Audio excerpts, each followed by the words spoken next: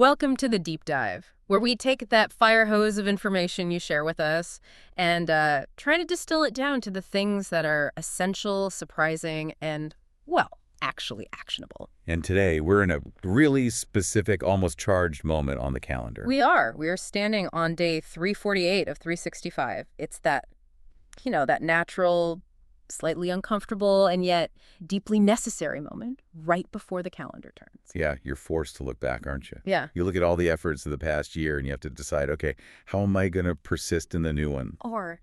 And this is the hard part, how do I need to radically change my perspective to find a whole new path forward? It really is the perfect mental landscape for this deep dive, because we're confronting those two complementary forces that are required for any kind of sustained creative or professional pursuit. Right. You've got the necessity of the daily grind, which, that demands persistence. But then you have the periodic need for a radical shift in perspective, and that demands vulnerability. So our mission today is pretty simple, really. We want to give you the formula for not just keeping going, which is hard enough. Oh, it's hard enough for sure. But for actually getting better, for transforming your work while you're doing it. And the entire conversation, I think everything we're going to unpack today really hinges on a piece of wisdom from, of all people, the late, great Kenny Rogers. And probably not the song you'd expect. He said, "Don't be afraid to give up the good to go for the great." And that simple line, it just holds so much weight when you apply it to creative work. It really does. Because the good in this context it's insidious, It's not necessarily bad things. No. It's the comfort, it's the certainty, it's that predictable routine or the familiar ways of seeing the world that you cling to. Because they're known, they feel safe. That predictable output feels like enough, but it's so often the enemy of any kind of genuine growth. That's such an important distinction. The good is the acceptable output. It's the thing that gets a pleasant nod from your colleagues, maybe your audience. But the greats, that is something else entirely. It requires risk.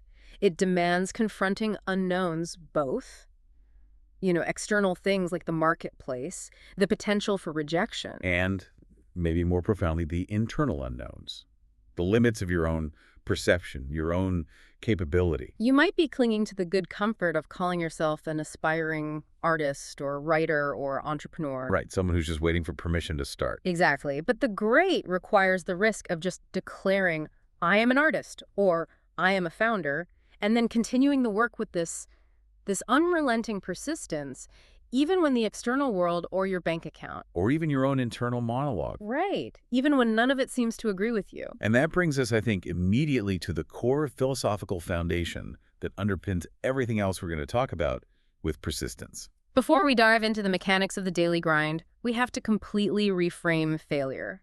Because if you see failure as the opposite of success, you'll never even get out of the starting gate. Absolutely. We have to elevate the discussion right away with this core insight from Confucius, which is, over 2 millennia old and still sharp as a razor. What did he say? A man is great, not because he hasn't failed. A man is great because failure hasn't stopped him. I wonder if that concept hits differently today than it did in Confucius's time. How do you mean? Well, we live in a world that's just obsessed with instant metrics, likes, views, viral hits, immediate profitability. If you fail, that failure is often very public and very immediate. It's hard to sit with that and feel great. It is, but the insight is timeless because it's a definition of greatness that resides entirely inside the person, not in the outcome. We're not talking about avoiding failure. We're talking about failure being the required admission ticket to even getting to the arena of greatness. Failure is just an admission that you dared to try, that you put real skin in the game. So the true measure of greatness is just the determination, the internal self-directed resolve that failure won't be the end of the story. Exactly. It doesn't matter how many times you fall. It only matters that you keep getting up and returning to the work. Okay, so let's unpack that determination with a really tangible, almost visceral, and slightly devastating example of persistence and the daily grind. Let's do it. We are going straight into what we've started calling the existential mathematics of practice, and we're going to do it by taking a peek inside Stephen Pressfield's office closet. The famous closet. It serves as such a concrete, humbling metaphor for the reality of unpaid creative labor. So Pressfield, he's a professional writer, screenplays, novels. Right. He details that he keeps 37 finished screenplays stored in that closet. And when he actually ran the numbers on those 37 works, I mean, the arithmetic is just brutal. It is. Only 7 of those screenplays actually brought in any money or resulted in a produced film. Just think about the sheer volume of that disappointment. 30 scripts. He estimates that each one represented about 6 months of solid, focused, professional-level effort. So do the math on that. That means roughly 15 years of concentrated work. 30 individual attempts were technically for naught. According to conventional external standards of success anyway, payment, production, fame. By those metrics, it was 30 accumulated failures. It's so easy for us to just state those numbers quickly, but let's just pause and feel the weight of that. Yep. 15 years of persistent effort resulting in what is basically a 20% success rate by external measures. Most people, faced with that level of rejection over that long of a time, they would quit. After the 3rd or the 4th or the 10th script, they'd look at that closet and see a monument to incompetence. A reminder of the universe's indifference to their struggle. And this is exactly where Pressfield delivers the radical reframing that is the whole core of this section. He looks at those 30 scripts and declares, not ruefully, but definitively, What? those scripts let me keep working. They weren't the price of failure. They were the price of admission to mastery. The price of admission. Let's really drill down into the psychological mechanism there. It's not just that they taught him lessons. So it's deeper than that. It's that those 30 efforts built his capacity for discipline, his tolerance for rejection. They formed the bedrock. They were the training sessions that allowed the 7 successful ones to even be possible. Exactly. The craft, the stamina, the professional habit, all of that was forged in the disappointment of the unpaid, unread work. So you're paying a heavy price. 15 years of sustained, hopeful effort. But the commodity you're purchasing isn't success. The commodity is capacity. It's the essential, often hidden calculus of persistence. You accumulate capability, one grain of sand at a time. The cumulative weight of those 30 seemingly failed efforts is what allowed him to write the 7 profitable ones with the speed, confidence, and skill required for professional work. And what's really empowering about this idea is how democratic it is, especially for the artist who isn't already rich or famous. Pressfield highlights the sheer accessibility of the work, particularly for a writer. He says, you only need a pencil and a piece of paper to do your thing. It's a revolutionary statement because it just strips away all the high-budget gatekeepers and all the excuses of external necessity. Right. If you're a painter, you need paint and canvas. If you're a writer, you need a pad or a keyboard. You don't need a massive studio. You don't need $1 million budget. You don't need a book advance. This democratic access means the most important, the most fundamental part of the process, the practice. It remains entirely in your hands. The only thing that can stop you is you. And this directly addresses the practical reality for most people, for you, the learner, who's trying to do creative work while holding down a non-creative job. Yeah. If you have to work other jobs, if you're driving for Uber, waiting tables, or grinding in some unrelated corporate role, that's fine because, as he argues, nobody, not your boss, not the marketplace, And stop you from getting up at 5 in the morning and putting in 3 hours or 2 or 1 pounding the keys. The power to practice is sovereign. It exists regardless of your economic status or your current level of notoriety. And that's the crucial inversion. It makes the practice itself the primary reward, completely divorced from the outcome. The work is the work. And this realization, it transitions us directly into the core philosophical concept we need to explore here, this existential mathematics of artistic identity. Because the persistence, the willingness to accumulate those 30 unpaid scripts is what creates the identity long before the outcome ever arrives. So the instruction here is so profound and incredibly liberating. If you are doing the work, when someone asks you what you do for a living, even if you are, by day, driving that Uber or waiting those tables. The answer is simple and powerful. An absolute. I'm a writer. Or I'm an artist. You are. You already are. That is the ultimate application of this existential mathematics. It's the foundational principle that identity precedes the outcome. The being comes before the having. And we flip this all the time in modern society. We think, once I have a book deal, then I am a writer. But the existential mathematics just reverses this entirely. Think about the implications, not just for art, but for anything difficult. It reminds me of that Kevin Kruse insight. Life isn't about getting and having, it's about giving and being. So you must be the writer, which means giving the consistent time and relentless effort before you get published or have the professional career. Let's use a non-writing example just to solidify this for everyone listening. Okay. Think about an entrepreneur trying to launch a new disruptive tech company. For the first 2 years, they're pouring time and their own limited capital into this venture. They have zero profit. By all conventional financial measures, they are failing. Right. But if you ask them what they do, they don't say, I am an accountant who sometimes plays with software. No. They say, I am the CEO of X company. Exactly. The identity of CEO precedes the outcome of profitability. The identity is defined by the commitment, the persistent effort, the willingness to take the risk. And that's what the existential mathematics demands of the artist. The persistence is the proof of the identity, regardless of the external results. So those 30 failed scripts, those 15 years of unpaid labor, they're not evidence of failure. They are evidence of a professional identity. Yes. They are the ultimate antidote to the amateur mindset, which waits for permission, waits for payment, or waits for validation before claiming the title. The professional simply practices the craft, understanding that the persistence itself, the accumulation of those grains of sand, that's what builds the professional muscle and proves the identity. We've just spent a good amount of time celebrating the relentless daily grind, the necessity of persistence, the power of accumulating craft. This is the bedrock. But here is the critical point. The bedrock, if you leave it unexamined, it can become a cage. That's a terrifying thought, that the very thing we rely on for structure and productivity can become our prison. How do we even spot the difference between a healthy routine and what you call the death-like grip of habit and banality? The difference, I think, lies in discovery. A healthy routine is structured persistence that still allows for novelty and surprise. The death-like grip means you're just going through the motions. You're executing perfectly, but you're not discovering anything new in the process. You're just repeating the same moves, telling the same story, seeing the world the same way you did a decade ago. There's that Chinese proverb we looked at that illustrates this so perfectly. Habits are cobwebs at first, cables at last. That's it. What starts as this fine, productive web of routine that holds your work together. Well, it eventually thickens into a steel cable that restricts your movement, limits your peripheral vision, and prevents you from venturing outside the known boundaries of your own style or your own perspective. And this is the moment we have to shift gears entirely and introduce the necessary counterweight, the periodic rupture of the sublime. This isn't a distraction from Pressfield's grind. It's the essential antidote to prevent the grind from calcifying into a prison. We need persistence, but we also need that periodic shock of novelty to keep the work alive. So let's define this rupture, because we're moving from the really practical realm of screenwriting into the philosophical realm. Specifically, Immanuel Kant's distinction between the beautiful and the sublime. Right.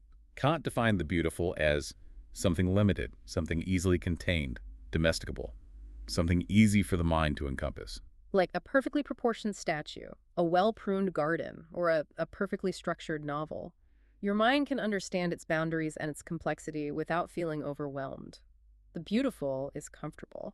But the sublime is the opposite. It is limitless, overwhelming, and non-domesticable. It's what forces the mind to encounter its own limitations. Think of the vastness of the ocean on a dark night, or the dizzying complexity of the cosmos. And the mind's reaction to the sublime is what's really important for the artist, isn't it? It is. Kant described the mind in the presence of the sublime as attempting to imagine what it cannot.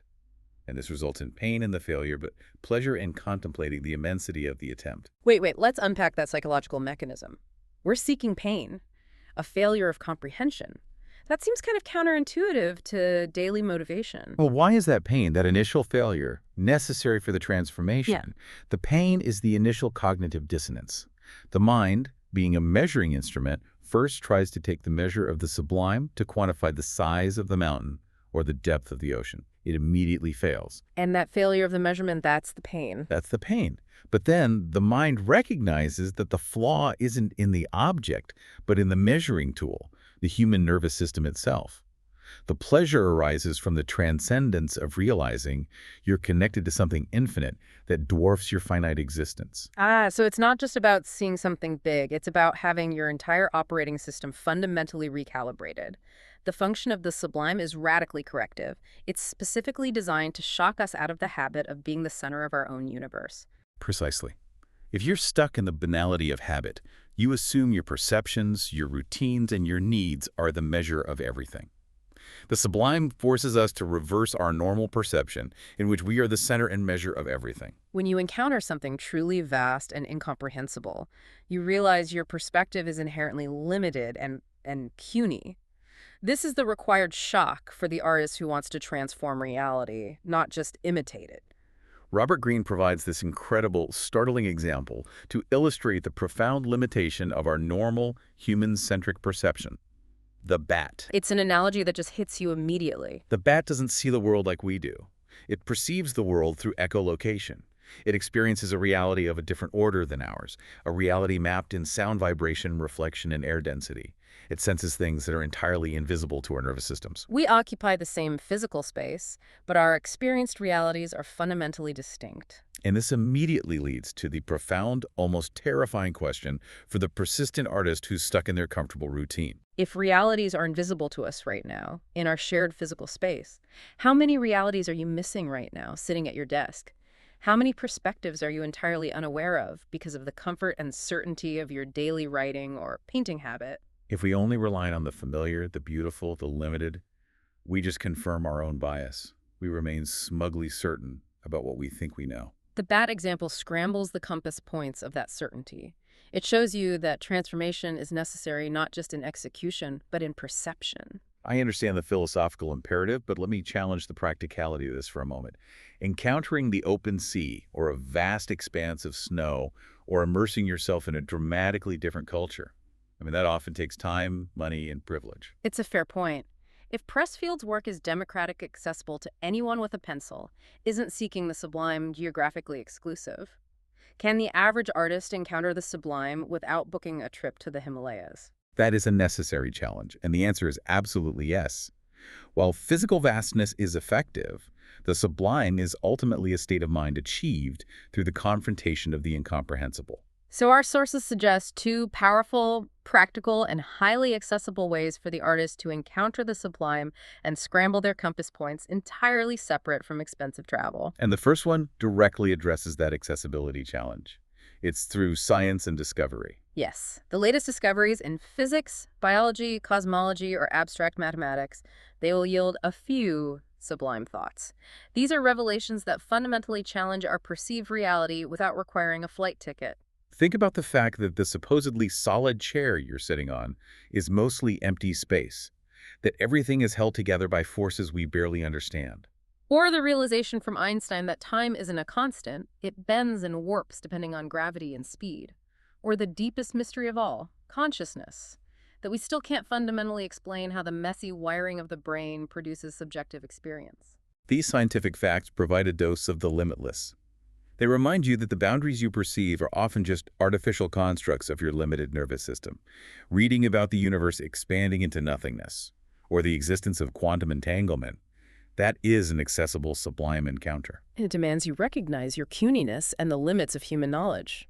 The second way to encounter the sublime is still geographical, but it's accessible in terms of proximity.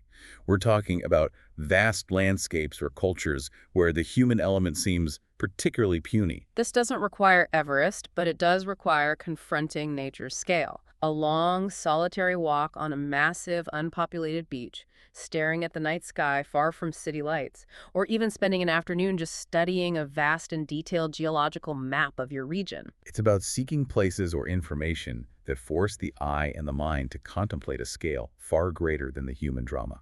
And the physical reaction is important here. When we're physically or conceptually confronted with what dwarfs us, we experience, as Greene describes it, a shiver, a foretaste of death itself, something too large for our minds to encompass. It's discomfort. It's momentary panic. But that discomfort is the goal. Why would you seek a shiver? Because for a moment, it shakes us out of our smugness and releases us from the death-like grip of habit and banality. That brief terror, that cognitive reset, is what allows you to return to your desk transformed. The persistent artist needs to be occasionally terrified of the infinite so they don't become complacent in the finite. We now arrive at, I think, the most critical section of this deep dive, the integration. We have these two powerful, seemingly opposed imperatives. You have Pressfield's keep working, the daily accumulation of craft, and Greene's encounter the sublime, the periodic rupture of certainty. And the mature artist understands that these are complementary, not competing forces. It's the difference between being merely persistent and being persistently evolving. The daily practice builds the muscle and the toolbox, but the periodic rupture provides the vision. It provides the knowledge of which new, previously invisible reality you're going to use those tools to express. Without one, the other is useless.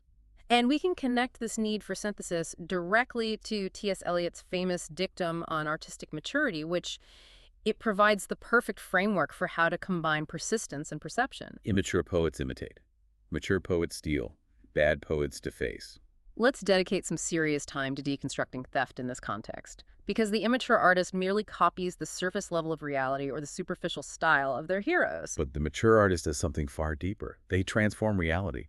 They are taking something known and welding it into a whole of feeling which is unique, utterly different from that which was torn. Think about what true theft involves. If an immature writer tries to write a gritty detective novel, they imitate the plot structure, the tough dialogue, the cliches of the genre. They're copying the beautiful, the measurable, finite form. But the writer who has encountered the sublime, the one who has realized, maybe through studying the vastness of quantum physics, that reality is fluid and unknowable, takes the gritty detective form, that's the craft, And steals the concept of the unknowable reality, integrating it into the plot. The result isn't just another detective novel. It's a meditation on entropy, disguised as a thriller. and that transformation is profound, and it requires both ingredients. First, the theft requires sufficient craft. This is Pressfield's contribution. You need the cable-like habits, the discipline accumulated over 30 failed scripts to execute the transformation with technical precision. You need to know how to write that perfect sentence, or mix that color, or score that sequence. Otherwise, the idea just remains diffuse and unformed. And second, you need sufficient perceptual freedom. This is Green's contribution. You need the sublime encounter, the ability to reverse your normal perception and realize there are realities invisible to your previous operating system. You have to see the world through the bat's reality to know what unique element you are going to steal and transform in the first place. If you only have craft without sublime perspective, you get perfect, beautiful, imitation-skilled but sterile. If you only have sublime perspective without craft, you get defacement. You have a grand, earth-shattering idea, but you lack the technical discipline to bring it to a professional fruition. So mastery, or the great, is the synthesis. It's the persistence to accumulate skill combined with the vision to see differently. And the crucial realization is that this integration doesn't happen in a single, grand, inspired moment. It happens in the daily increments of the persistence itself. It happens when the persistent artist returns to the desk the day after the shiver. This is where we return to the practical wisdom of William Osler's counsel, the famous physician. He advised, one grain of sand at a time, one task at a time. Live in day-tight compartments. That is the method for the working artist. The 30 scripts in Pressfield's closet. They weren't written in a fever of inspiration after he encountered a vast mountain range. They were written one grain of sand, one compartmentalized task, one day at a time. The sublime encounter gives you the new direction, the new map, but only the discipline of Osler and Pressfield allows you to walk the distance. That accumulation of capability is essential. The sublime encounter might give you the insight, the what if, but only the practice allows you to integrate that insight into something solid and professional. The pain and pleasure of contemplating the immense, that momentary intellectual panic, it's useless unless you have the cable-like habits to return to the desk the next morning, execute the plan, and transform the old forms with your new vision. We're also living in a moment where the visible models for this kind of persistent, self-directed mastery are, while they're increasingly scarce, as instant celebrity and viral popularity dominate the conversation. Fred Astaire observed that the hardest job kids face today is learning good manners without seeing any. He meant social manners, of course, but the sources apply this directly to the artistic life. How do you develop the good manners of deep, persistent discipline and the integrity of vision when all the cultural rewards go to instant success? You must teach them to yourself. You have to become your own model for persistence and vision. This points directly back to Dr. Seuss's timeless formulation. Authenticity has to precede approval. Be who you are and say what you feel, because those who mind don't matter, and those who matter don't mind. If you wait for the world to grant you permission to be authentic, you'll be waiting forever. If you wait for a publication or a contract to declare you a professional, you'll never develop the self-directed discipline that creates publishable work. You have to embrace the identity first, and then let your persistent work, informed by periodic sublime vision, define that identity. Which finally brings us full circle to Kenny Rogers's great challenge, to give up the good to go for the great. Now that we've defined the ingredients, the discipline, and the vision, we can define precisely what the persistent artist must willingly abandon, what good must be sacrificed. There are 4 key areas of comfort that have to be consciously surrendered in the pursuit of the great. This is what we're calling the great giving up. First, you have to give up the good opinion of those who demand publication or payment or institutional titles before they grant you the identity of an artist. You have to declare, "I'm a writer," when they ask, and ignore those who mind. Your validation is internal. Second, you must give up the good feeling of certainty and control when you encounter the mystery of the sublime. You have to be willing to feel puny, to accept the shiver, and to admit that your finite mind cannot encompass the whole of reality. Certainty feels good, but it leads to intellectual stagnation. Third, you must give up the good comfort of familiar perspectives and habits. This means actively seeking out the bat's reality, looking for vast scientific ideas, embracing philosophical discomfort, and intentionally breaking the routine when it calcifies into a cable. And finally, you have to give up the good self-image of the talented amateur. The amateur quits when the work gets hard, when the feedback is brutal, or when the first 30 scripts go unpaid. The professional keeps working, understanding that the resistance, the disappointment, and the banality are all part of the price of admission to mastery. The good talent is sacrificed for the great discipline. The formula then is truly ancient and unchanging. Plan your work your plan. But the plan must now include both elements, the daily compartmentalized discipline of Pressfield and Osler, and the periodic intentional dissolution of certainty from Green and Kant. As we wrap this deep dive, we return to day 348 of 365. This current moment is your checkpoint. It's a time to ask yourself the dual question derived from this synthesis of persistence and perception. The first question, focused on persistence, is the simple, honest measure of your dedication. Have you kept working? And we don't mean, have you succeeded? Or, have you achieved the outcome you desired? Simply, did you return to the desk? Did you put in the hour? Because the sources teach us that the keeping is the thing. The work itself is the reward, and the persistence is the definition of greatness, per Confucius. And the second question, equally crucial, is focused on perception, on preventing that petrification. Have you looked up from your work lately to confront something sublime? Have you taken the time to deliberately scramble your compass points? To risk the shiver, the foretaste of death, the momentary feeling of being dwarfed by the infinite? Because that effort is what prevents the daily grind from turning into a creative death trap, from those cobwebs of habit becoming cables that imprison your vision. To recap Confucius, greatness is failure's inability to stop you. The writer is someone who writes, and being precedes having. The 30 unpaid works in that closet are not failures. They are the required tuition payment. They are evidence. Evidence that failure hasn't stopped you. Evidence that you kept working. Evidence that the habits you built became cables. And those cables are now the very structure that supports the weight of becoming the artist or the professional you set out to be. So, as you move into the final days of this annual orbit, hold both concepts in your mind. The commitment to the craft and the commitment to the mystery, the work and the wonder. Remember, the price of admission is high, but the reward is identity. And we'll leave you with this final provocative thought, something for you to mull over as you return to your plan. We discussed how confronting vastness produces that shiver, that foretaste of death. Well, contemplate your own mortality, that ultimate, unassailable certainty, and consider how that knowledge might serve as your most accessible and powerful, sublime encounter. Let the understanding of your own finite time here release you from the smugness of believing you have endless opportunities to correct your vision, or the banality of believing you have all the answers. If the ultimate certainty of death can shake you out of your complacency, what transformation might you bring back to the desk tomorrow morning? What good thing are you ready to give up? Keep working. Keep looking up. That is the great, persistent, and sublime practice of art.